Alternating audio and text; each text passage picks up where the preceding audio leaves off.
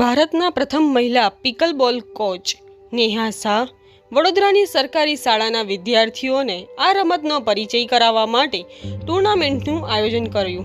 6 દિવસના આ શિબિરમાંથી વિદ્યાર્થીઓની પસંદગી કરીને તેમને 1 વર્ષ માટે વિનામૂલ્યે તૈયાર કરવામાં આવશે।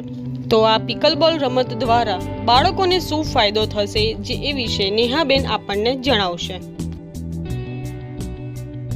અમે 6 સ્કૂલનું CSR એક્ટિવિટી કરીએ છીએ, પણ હમણાં સુધી અમે આ લગભગ 4 વર્ષથી કરીએ છીએ। અમે એજ્યુકેશનને ટાર્ગેટ હતું અમારું કે આ 6 સ્કૂલના છોકરાઓનું એજ્યુકેશન કેવી રીતે અમે સુધારીએ।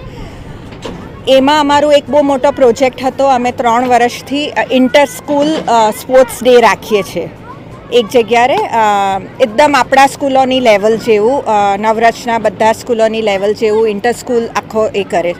ત્યારે વી રિયલાઇઝ કે આમાં બહુ જ સારા પ્લેયર્સ હોય છે।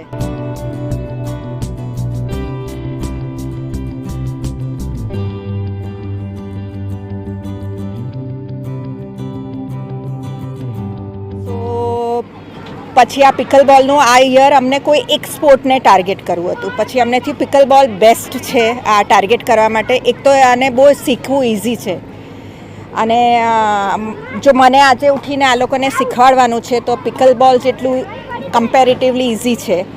સો અમે આજ વિચાર્યું કે અમે એક કેમ્પ કરીએ। કેમ્પ માટે શું કરવું પડે, તો એના માટે અમે દરેક સ્કૂલમાં ગયા અને દરેક સ્કૂલમાં ત્યાં જ અમે પેડલને બોલ લઈ ગયા હતા અને એ લોકોને દરેક પ્લેયરને રમાડ્યું। સો અમે હેન્ડબોલ કોર્ડિનેશન બધું જે નેચરલ ક્વોલિટી જોયા એ લોકોના, એ બેઝિસ પર અમે 38 છોકરાઓ ચૂઝ કરીએ।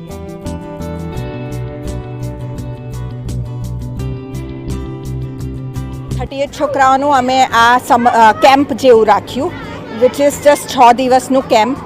આ કેમ્પનો પર્પસ જ એ હતો કે એ લોકોને એકચ્યુઅલ કોર્ટ ઇન્ટ્રોડ્યુસ કરીએ, અને એમ કરતાં એ લોકોને રમાડીને અમે આમાંથી લગભગ 10 કે એવા છોકરાઓ કે જેટલા પણ નંબર અમે સિલેક્ટ કરીએ એ લોકોને અમે આખું યર કોચિંગ આપશું free as a CSR activity. એ લોકોના શૂઝ છે, એ લોકોનું બરાબર ન્યુટ્રિશન, એ લોકોનું કપડાં, કેપ, એવરીથિંગ ઇઝ અમારું લુકઆઉટ।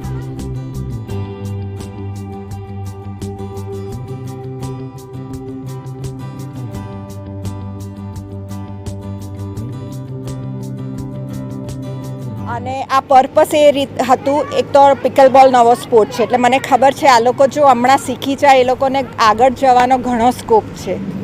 અને આમાં પ્રોફેશનલી પણ કાલે ઉઠીને એ લોકો હમણાં તો નાના છે પણ હમણાંથી ઇન્ટ્રોડ્યુસ થયું હોય અને એ 10 છોકરાઓ હજી મારી સાથે 1 વર્ષ, 2 વર્ષ, 3 વર્ષ ટકી રહીને આગળ ને આગળ વધે।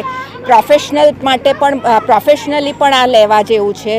ઇન્ડિયામાં જે રીતે પિકલબોલ વધી રહ્યું છે એ રીતે બહુ બધા કાલે ઉઠીને કોચિસની જરૂર પડવાની છે, પ્લેયર્સની જરૂર પડવાની છે, હેલ્પર્સની, ટુર્નામેન્ટ ઓર્ગેનાઇઝ કરવા માટે, એટલે આ બધાનો સ્કોપ વધી જાય।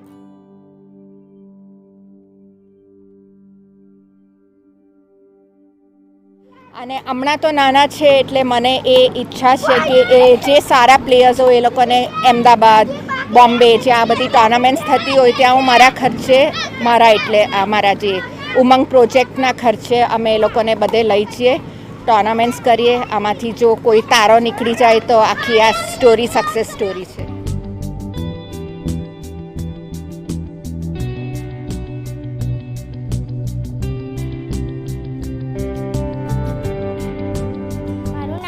લક્ષ્મી જયેશભાઈ છે। હું સોનાકુઈ સ્કૂલમાં ભણું છું અને અમારી સ્કૂલમાં સિલેક્શન રાઉન્ડનું આયોજન કર્યું હતું। તેમાં અમને નેહા મેમ અને ધવલ સર દ્વારા પિકલબોલ રમતનું નામ સાંભળવા મળ્યું હતું।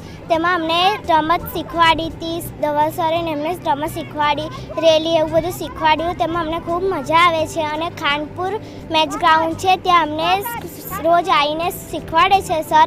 એમાં અમને રેલી કરતાં શીખવાડે છે, બેકહેન્ડ, લેફ્ટ હેન્ડ એવી રીતના શીખવાડે છે, કોટ કવરિંગ શીખવાડે છે। એવી રીતના અમને ખૂબ મજા આવે છે અને આ રમાડે તેમાં અમને ખૂબ ઉમંગ થાય છે રમવાનો અને અમને બહુ ગમે છે રમવાનો।